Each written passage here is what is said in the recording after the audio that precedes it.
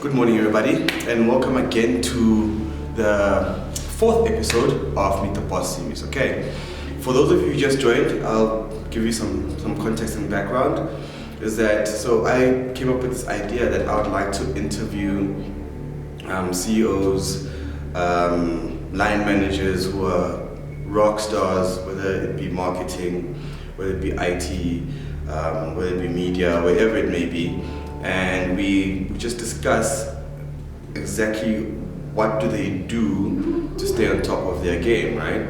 And then I share that with you, and then we can get some form of interaction. So I really just want to touch firstly on what we discussed yesterday, episode 3, which was anxiety, and anxiety which becomes a form of fear that just cripples us as a nation and just as human beings, you know. So what we did say is that you need to find an anchor. You need to find a way in which you deal with the anxiety in a very positive manner. So how I look at it is that, or what we discussed yesterday, is celebrate the small victories. So however small or minute your victory is, try by all means to look at it, analyze it, and say, you know what, I did a good thing here, I did an amazing job, and I deserve to be rewarded for it. So whenever you're feeling scared or have that feeling of anxiety, think back to the stuff that you achieved before, okay? That's 1. 2, pump yourself up. Pump yourself up!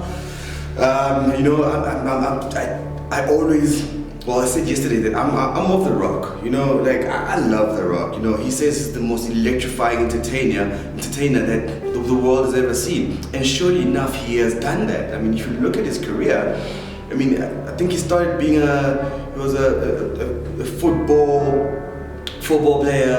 I don't think he was too good at it, and then he went into wrestling, and then his dad was like, no, you can't be doing that. That industry is not going anywhere, you know, so just stick to whatever it is that you're actually good at, you know what I mean? And then The Rock was like, nah, B, I got this, you know, I'm gonna light up the stage every time I get on. And you know what happened? I just want to give you guys some context as to why I like The Rock so much.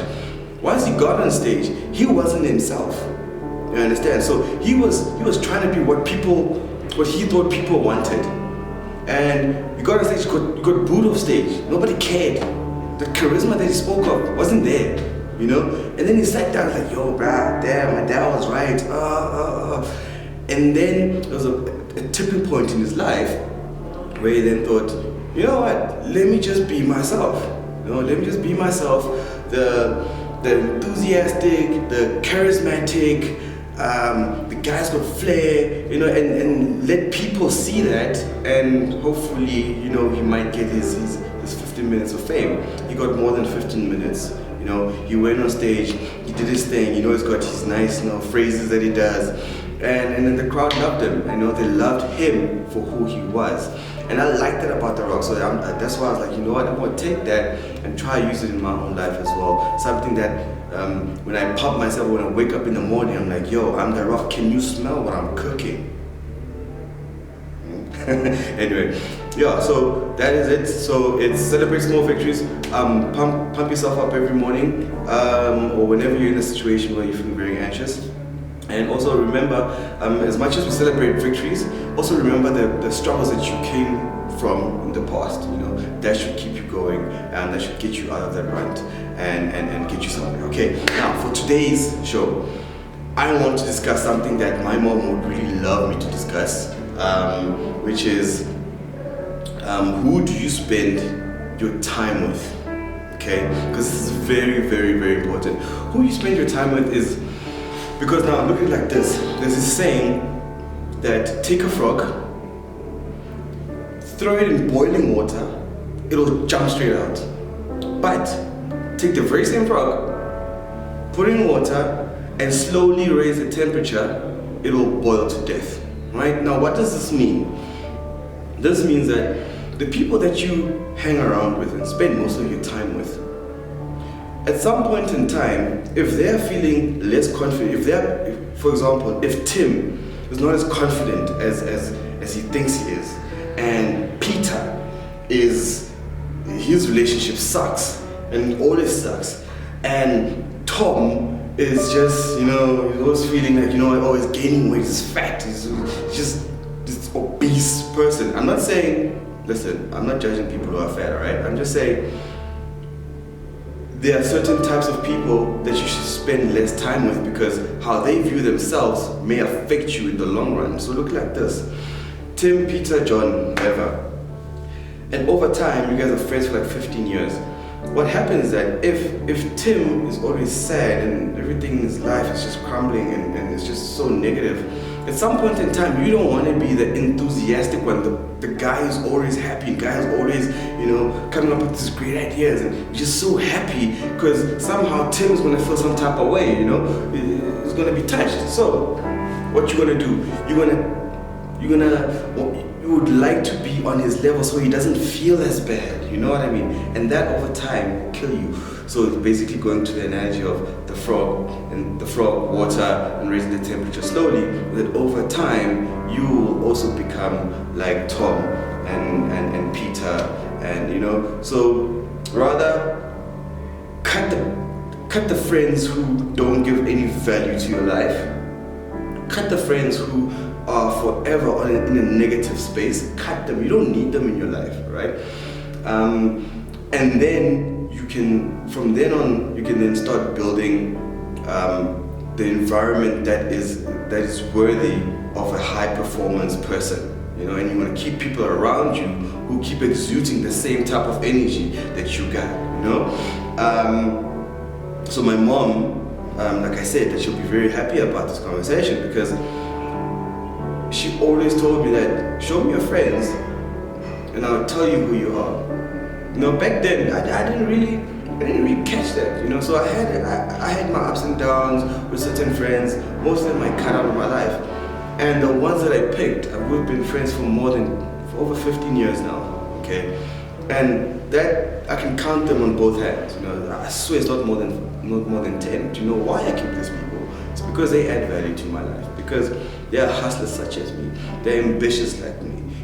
They correct me when I'm wrong, but that is good criticism. It gets me to a point where I look at myself and I'm like, okay, Sandra, what do you want to achieve and how do you want to achieve it? I bounce ideas from my friends and then they give me positive feedback. And then they assist me also as to how am I going to achieve these goals, you understand? All my friends,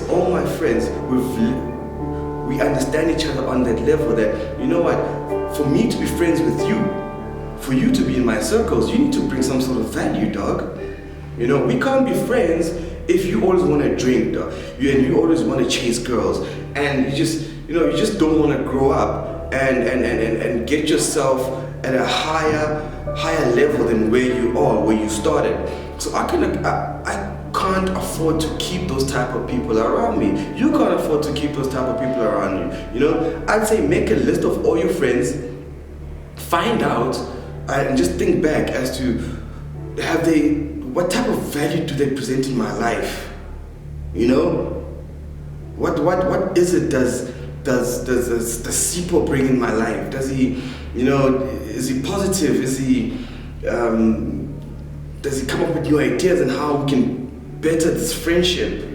Does it bring in other people that he knows that could build a friendship amongst us? What are we doing here? So be careful of the friends and the people that you keep around you and spend time with, because those people influence effectively how you're going to be in the future and how they determine your success. Okay, so look at the type of values that they bring, and what type of friendship is it. So I don't get me wrong, I'm not saying now open up your Facebook, call your friend and like, yo dude, what type of value you got? No, just sit back. It's going to be a long-term process.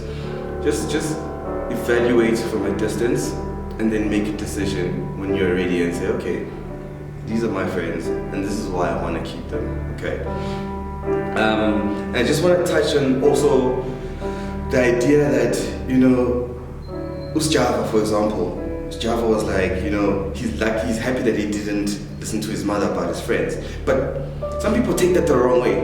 You may listen to somebody saying that, like, oh yeah, so that means I must listen to my mom as well because she might be wrong as Java made it, and that means I might make it too. Nah, B. No. It's Java. Even if you keep the same friends, right? Let's say, for example, you keep the same friends for the remainder of the year, for the next 6 months. It's up to you as to what type of traits do you take from them. Okay? So, simple, basic example, if they smoke and if they read books, right? There's two things. Smoker who reads a book.